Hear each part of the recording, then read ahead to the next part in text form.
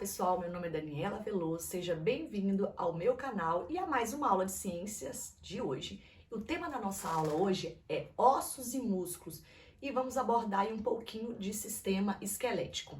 Para a gente começar a falar um pouquinho do sistema esquelético, a gente tem que lembrar qual que é o conceito de sistema, que já tem um vídeo aqui que eu gravei falando os níveis de organização do corpo humano. Então, sistema é um conjunto de órgãos que trabalham numa função específica no nosso corpo. Então, por exemplo, sistema muscular, sistema esquelético, sistema endócrino, sistema nervoso, sistema digestivo e sistema respiratório. Nós separamos em sistemas para facilitar o estudo, mas na verdade todos esses sistemas, eles atuam de forma conjunta, né, no nosso corpo, no nosso organismo, para nos manter vivos e todos os nossos órgãos funcionando adequadamente, ok? Então nós vamos falar um pouquinho do sistema esquelético mais o sistema muscular. Então, associação de ossos e músculos, porque um esqueleto sozinho não sai do lugar, músculo sozinho não se desloca, né? Então, para permitir as diversas funções do nosso sistema esquelético, a gente precisa desses músculos, ok? E esses músculos que estão agarrados ao esqueleto, presos aos ossos, recebem o nome de tecido muscular estriado esquelético, né? Então, o deslocamento, né, do ser humano, dos animais mamíferos, por exemplo, se deve à associação desses ossos e esses músculos tão importantes aí para a realização dos movimentos, ok? Para a gente começar falando então de ossos, a gente precisa entender que os ossos são partes vivas do nosso corpo.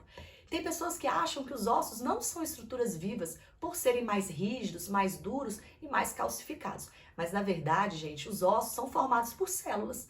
Então, o nome das células ósseas são osteócito. Então, se eu tenho células, um conjunto de células forma um tecido, no interior dos ossos precisa ter o quê? Tem que passar sangue, porque as células elas precisam do sangue. O sangue vai levar a glicose, o nutriente e o oxigênio para que essas células realizem um processo chamado de respiração celular, que é a forma que elas obtêm o quê? Energia para funcionarem. Então, agora nós já sabemos que os ossos são partes vivas do nosso corpo, pois são formados por células, ok? Beleza.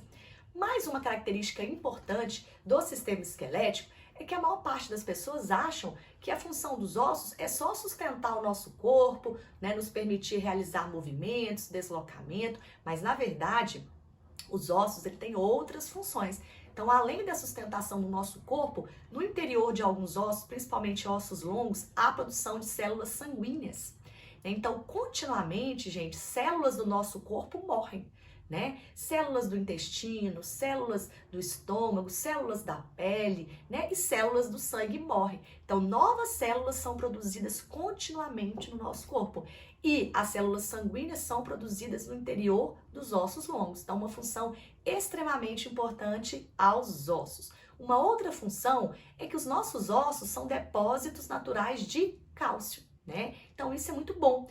Essa mineralização óssea, né, nos permite essa firmeza, essa sustentação, né, que os ossos nos oferecem, né? Então, na infância e na vida adulta, essa função, ela trabalha no nosso corpo, ela é atuante no nosso corpo de forma super positiva, né? Porque os nossos ossos formam um depósito natural de cálcio. Porém, né, depois, né, quando a idade vai chegando, pode acontecer o processo inverso, a saída desse cálcio de dentro dos ossos. Por isso que os ossos, né, dos nossos avós aí são ossos mais frágeis. Às vezes uma queda boba, que se a gente caísse ali, a gente não ia fraturar um osso, né? E um vovô, uma vovó que cai pode fraturar o osso. Então, isso é um tema para uma próxima aula, porque envolve a ação aí de alguns hormônios no nosso corpo, ok? Então, uma outra função, além da sustentação, reserva natural aí de cálcio, né, produção de células sanguíneas, os nossos ossos também vão proteger estruturas vitais, estruturas extremamente importantes no nosso corpo. Então, por exemplo, o nosso cérebro, as nossas estruturas nervosas estão protegidas pela caixa craniana, pelo nosso crânio. Aqui no nosso tórax, a gente tem um osso aqui centralizado chamado de externo, de onde saem as nossas costelas, que vai proteger o nosso coração e os nossos pulmões, né? Lá na coluna vertebral, que é formada por vértebras, passa uma estrutura extremamente importante, que faz parte do nosso sistema nervoso, chamado de medula espinhal, ou medula espinal? Tem alguns livros que trazem, cada livro traz um nome específico. Pode ser espinal ou espinhal. Então a gente percebe que os ossos também têm uma função primordial na proteção desses órgãos vitais aí ao nosso corpo, ok? Falando um pouco agora de músculos, né? Estão associados aí ao nosso esqueleto para permitir o nosso deslocamento, nós podemos classificar os músculos em 3 tipos. O tecido muscular estriado esquelético, como eu já falei, é o que está preso ao esqueleto. E por que o nome estriado? Porque tem umas estrias que dá para ver só ao microscópio. E essas estrias, elas são muito importantes em músculos que têm uma função de contrair e relaxar, de permitir esse movimento. E já que os nossos músculos, né, esqueléticos estão agarrados ao nosso esqueleto e vai permitir a contração e relaxamento, essas estrias são muito bem-vindas nesse tipo de músculo. Um outro tipo de músculo no nosso corpo é o tecido muscular estriado cardíaco. Então o nome já fala aonde ele se localiza, no nosso coração. O nosso coração é uma bomba propulsora de sangue. Ele trabalha continuamente, 24 horas por dia, executando esse movimento de contração e relaxamento. Então essas estrias também são muito importantes para permitir a amplitude, né, e a força aí desses movimentos. E o coração, gente, ele é um músculo muito rígido, né? Se você, por exemplo, já comeu coraçãozinho de galinha, você percebe que ao morder, não é uma carne muito macia, é um tecido mais rígido. Por quê? Continuamente, o fluxo sanguíneo por ele é muito grande, né? Então, se ele fosse feito de um tecido mais frouxo, às vezes ele não ia suportar tanta pressão sanguínea dentro dele. E o outro tecido, né, é o tecido muscular liso.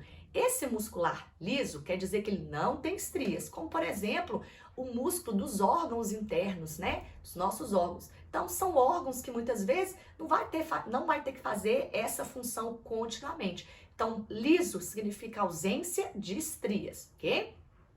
Uma frase muito comum entre as pessoas, né? É que quando a pessoa começa a fazer academia ou musculação, por exemplo, ela fala que está ganhando músculos, né? A pessoa ela fica com o corpo todo hipertrofiado, né? E ela fala assim, eu tô ganhando músculo, ganhei músculo através da musculação. Mas, na verdade, esse termo está incorreto. Ela não ganhou músculo. A quantidade e tipos de músculo, você nasce com ele. Então, o bebezinho tem os mesmos músculos, né, de um adulto. A diferença vai ser o desenvolvimento dessas fibras musculares. Então, se você tem uma alimentação adequada e você faz a prática de musculação, o volume muscular, essas fibras musculares aumentam de tamanho, se desenvolvem, mas a quantidade de músculos, né, e os músculos permanecem o mesmo, ok? Então, na verdade, a gente podia substituir esse termo, trocar ganhei músculos por aumentei o meu volume muscular, né? Então, meus músculos cresceram, aumentaram de tamanho, aumentaram de volume devido à prática ali da musculação, ok? No nosso corpo também, gente, onde há um encontro de ossos, recebe o nome de articulação. E a articulação vai permitir o movimento, né? Então, por exemplo, aqui, olha, no punho, a gente tem uma articulação, no cotovelo a gente tem uma articulação, no ombro a gente tem uma articulação, aqui nas vértebras cervicais, que são as vértebras do pescoço, a gente tem outra articulação. Então, a articulação é o encontro de ossos, né, que estão conectados ali, que vão permitir um movimento mais amplo, né, na realização de alguma atividade, alguma tarefa aí na nossa vida, no nosso dia a dia. Lembrando que um osso, gente, não pode encostar em outro osso, porque se encosta, né, gera dor, gera impacto. E nós temos um tecido cartilaginoso, né, uma cartilagem que está entre um osso e outro, né? Então, recobrindo as superfícies ósseas, a gente tem um tecido cartilaginoso, ok? Então, no nosso corpo a gente vai ter articulações móveis, articulações semimóveis e articulações imóveis ou fixas. Um exemplo disso são os ossos que formam o nosso crânio. Algumas pessoas acham que a caixa craniana é formada por um osso apenas, mas não. São vários ossos ali ligados, agarradinhos, bem aderidos uns aos outros. E essa articulação, ela é imóvel, ela é fixa, ainda bem, né? Imagine se esses ossos aí do nosso crânio fossem móveis, a gente não teria uma proteção das nossas estruturas nervosas, né? Então a vida às vezes seria até impossível, a nossa vida seria impossível, porque a gente estaria expondo os nossos órgãos do sistema nervoso o tempo todo sem essa proteção óssea. E nós temos um esqueleto no nosso corpo centralizado, chamado de esqueleto axial. E a gente também tem um esqueleto apendicular, que é o formado pelos braços e pelas pernas. Esse esqueleto axial, gente, que é o esqueleto centralizado, que parte aí do crânio e vai até lá nas últimas vértebras sacrais, esse esqueleto que vai dar essa sustentação axial do nosso corpo. E ele é formado principalmente pela coluna vertebral. Então, o que seria essa coluna vertebral? A coluna vertebral é um conjunto de vértebras, né? Então, vértebras são estruturas ósseas. E essas vértebras, elas têm um canal no interior delas, um buraco mesmo, né? Que conecta uma estrutura muito importante que passa ali no interior dessas vértebras, que é a medula espinhal, como eu já falei com vocês. E a medula espinhal está ligada aqui ao nosso sistema nervoso. Então, é ela a responsável por transmitir essas informações, né, para o nosso esqueleto apendicular. Que informações importantes são essas? Por exemplo, a movimentação dos braços e das pernas. Por ser uma estrutura extremamente importante, a nossa medula espinhal, ela fica protegida aí pelas nossas vértebras. Por isso, gente, que em alguns acidentes a gente observa que, né, que não pode retirar a vítima ali do chão, você não pode movimentar, a pessoa tem que ficar ali. Se é um acidente, né, numa BR, numa rua, a pessoa tem que ficar imóvel, você tem que proteger, né? Evitar que ou um carro venha, né, atropele essa pessoa que já está caída no chão, mas você não pode remover essa pessoa. Por quê? Às vezes naquele acidente abalou uma área aí da medula espinhal dessa pessoa, né? Então essa manipulação errada da pessoa, você pode comprometer a integridade da medula espinhal, né? Então tem que esperar a equipe de resgate, a ambulância, porque eles têm estruturas específicas, né, que vai colocar no corpo dessa pessoa para tentar manter a integridade aí da medula. Mas duas estruturas muito importantes aí que a gente tem no nosso sistema esquelético é o nosso tendão. Aliás, alguns tendões que a gente tem no nosso corpo, né? Qual que é a função do tendão? É ligar o músculo ao osso, né? Então permitir essa conectividade aí muscular e óssea. E muita gente confunde tendão com ligamento. Na verdade, os ligamentos eles vão conectar os ossos entre si e o tendão vai conectar os ossos aos músculos. Bom, pessoal, era isso que eu tinha para falar para vocês sobre sistema esquelético e um pouquinho aí sobre sistema muscular. Eu espero que vocês tenham entendido um pouquinho mais desse sistema do nosso corpo. Se você gostou desse vídeo, não esqueça de deixar o like, compartilhar esse vídeo, né, com seus colegas, com as pessoas, né, que podem precisar desse conteúdo escolar aí também. E não se esqueça de inscrever no nosso canal. Um beijo grande para vocês, fiquem com Deus e até a próxima aula. Tchau!